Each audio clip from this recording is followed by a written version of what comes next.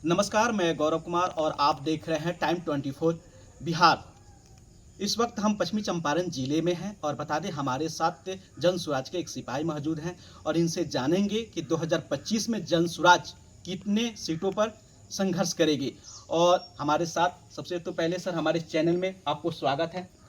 आपको भी जन स्वराज परिवार में स्वागत है, अभिनंदन है और आपको भी हार्दिक बधाई है कि 2 अक्टूबर को जन स्वराज पार्टी के रूप ले चुकी है और बिहार की जनता जिस विश्वास के साथ जन स्वराज को मजबूती से पार्टी बनाने के लिए जो अपनी सहमति दी, उस पे खरा उतरते हुए बिहार के संपूर्ण कोने कोने से लगभग 2.5 लाख जन स्वराजी पटना में पहुंचकर पार्टी बनाने के लिए अपनी साक्षी के रूप में खड़ा रहे। सर पार्टी आपकी कितनी सीट पर रहेगी?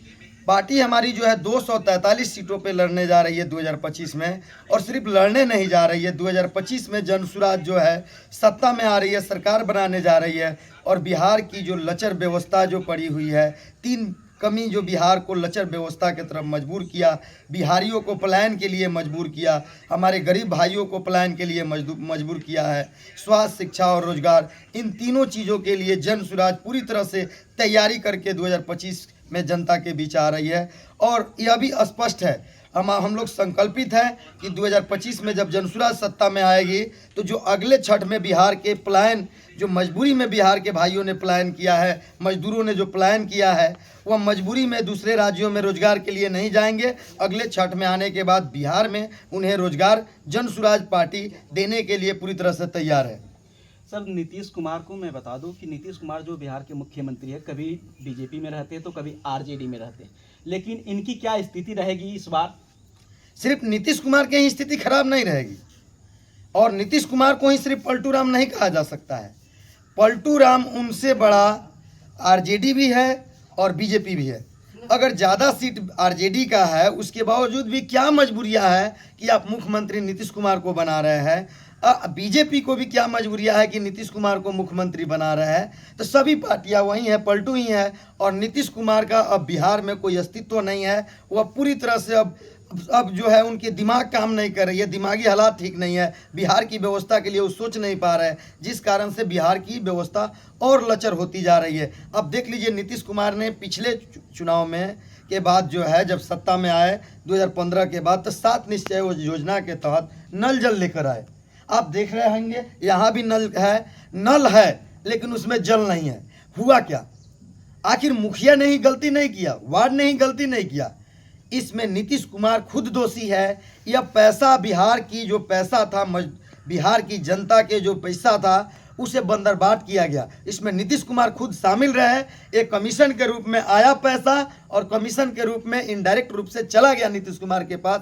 इसलिए बिहार में नल द्वार पे दिख रहा है लेकिन उस नल में जल नहीं है। लेकिन आपके कहने का मतलब है नल है लेकिन जल नहीं है। लेकिन नीतीश कुमार के जो 2025 में एमएलए उतरेंगे विधानसभा में, उसमें उन लोगों के तरफ से जवाब दिया जाएगा कि आपकी सरकार में नल जल योजना जो लगाया गया था, हम लोग को पानी नहीं मिल रहा है, हम लोग आपको वोट नहीं डालेंगे। यही मुद्दा हो सकता है? नहीं, बिहार के जनता के पास सिर्फ 3 मुद्दा है बिहार के जनता के अब 2025 में, कि जो पार्टियां बिहार के पलायन को रोकेगी, जो पार्टियां बिहार में रोजगार की व्यवस्था करेगी, जो पार्टियां बिहार के स्वास्थ्य बेहतर करेगी और जो पार्टी जो है बिहार में बेहतर शिक्षा करेगी, बिहार की जनता उसी को वोट करेगी। और इसलिए जन स्वराज को बिहार के संपूर्ण कोने कोने में मजबूती से अपना रहे बिहार की जनता।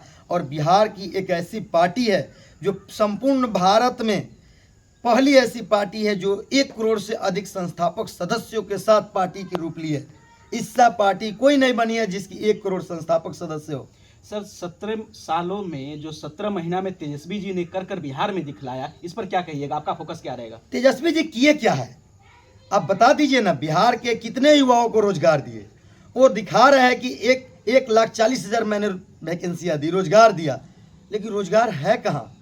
आप तो 45% जो है दूसरे राज्यों के लोगों को भर दिए। आप रिक्तियों के बिहाफ में वैकेंसी दिया और उस रिक्तियों में जब नियोजित शिक्षक ही 40% बहाल हो गए तो 40% ये हो गए और 45% अदर राज्यों को लोग हो गए, तो कितना हो गया? 85% तो हो गया। मात्र 15% आप बेरोजगारों को रोजगार दिए हैं, तो आप रोजगार बांटे कहाँ हैं? कहाँ पे रोजगार है? 15% बेरोजगारों को रोजगार मिला। पहले से जो रोजगार में था उसी को आपने रोजगार दे दिया, दूसरे राज्यों को पिटारा खोल कर गया। नीतीश कुमार, तेजस्वी यादव सिर्फ रोजगार नहीं बांटे, नीतीश कुमार के सरकार में बांटी गई। तो जितना तेजस्वी यादव दोषी है उससे ज़्यादा दोषी नीतीश कुमार है। बिहार के युवाओं को सिर्फ दोनों ने ठगने का काम किया, छलावा करने का काम किया, बाकी कुछ नहीं हुआ। सर एक और आखिरी सवाल, अगर आपकी सरकार बनती है बिहार में 50 अगर सीट निकालती है तो क्या आप लोग गठबंधन से सरकार बनाइएगा कि ऐसे? नहीं, जन सुराज किसी भी तरह से किसी भी पार्टी के साथ गठबंधन के लिए, किसी भी तरह की गठबंधन के लिए किसी तरह की बातें नहीं है। और जन सुराज अगर कम सीट लेकर आती है तो यह सिर्फ जन सुराज की हार नहीं माना जाएगा, यह बिहार की जनता की हार मानी जाएगी। बिहार की जनता की हार होगी, क्योंकि बिहार की जनता को जो मजबूर किया जा रहा है पलायन के लिए, उस पलायन को दूर करने के लिए, बिहार के गरीबों के पलायन को रोकने के लिए जन सुराज आई है। तो अगर जन सुराज को अगर स्पष्ट बहुमत नहीं मिलती है तो इसे हम लोग हार मानेंगे। और सिर्फ हम लोग हार नहीं मानेंगे, बिहार की जनता हार मानेगी, क्योंकि पलायन एक ऐसी परिस्थितियां बिहार को बना दी है, बिहार के युवाओं को ऐसे मजबूर किया गया है कि मजबूरी में बिहार के युवाओं को, बिहार के बुजुर्गों को पलायन करना पड़ता है। अभी आप देख लीजिए, बिहार में बीपीएससी की बहाली हुई टीचर की, किसी भी अदर राज्यों के लड़कों को टॉर्चर नहीं किया गया, यहाँ नौकरी भी कर रहे हैं आसानी से, मस्ती से। लेकिन हमारे बिहार के भाई जब जाते हैं दूसरे राज्यों में परीक्षा देने के लिए तो वहाँ टॉर्चर किया जाता है, बुरे तरीक़ा से मारा जाता है, भगाया जाता है। अब बंगाल की घटना देख लीजिए, बिहार के हमारे भाई जब एग्ज़ाम देने गए तो रात में बंगालियों ने कैसा हमारे युवाओं के साथ किए, और उसके लिए नीतीश कुमार चुप्पी साध कर बैठे हैं। लालू जी तो फोन कर बोले थे ना ममता जी से। नहीं, विपक्ष में तेजस्वी यादव जी है, लालू जी नहीं है। इस पे तेजस्वी यादव को अपनी प्रतिक्रिया देनी चाहिए। तेजस्वी यादव को प्रतिक्रिया नहीं है, वो तो राजशाही जिंदगी जी रहे हैं। नीतीश कुमार तो वाला राजा बनकर बैठे हुए, उनको तो मतलब नहीं है कि हमारी प्रजा किस परिस्थिति में है, उनको तो उससे मतलब नहीं है। लेकिन तेजस्वी यादव को जब आप बात कर रहे हैं कि तेजस्वी यादव ने रोजगार दिया,